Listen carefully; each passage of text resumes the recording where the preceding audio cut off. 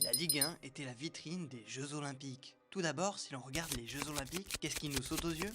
Bien sûr, il y a 4 lettres dans jeu, soit exactement le même nombre que de clubs de Ligue 1 qui sont des Olympiques. Mais ce n'est pas le plus surprenant. Si l'on trace une flèche passant par toutes ces villes dans leur ordre alphabétique, Lille, Lyon, Marseille et Nice, on découvre qu'ils pointent tout droit vers les villes de Milan et de Cortina, hôtes de l'édition actuelle des Jeux Olympiques. Comme c'est bizarre. Intéressons-nous alors aux deux personnages principaux de cette édition. Je parle bien sûr des mascottes Tina et Milo. Mais qui se cache réellement derrière ces deux hermines joviales? Si l'on regarde de plus près, on découvre que Tina et Milo de Milan Cortina forment l'anagramme parfait de Romain Molina cet anti-Ali. Or, en latin, le I est la lettre correspondant au chiffre 1, ce qui nous donne alors Romain Molina cet anti-L1, un journaliste français très connu pour révéler au monde les secrets du football français. Comme par hasard. Mais rien n'est laissé au hasard. D'ailleurs, Romain Molina est né le 3 mai 1991. Ça ne vous rappelle rien?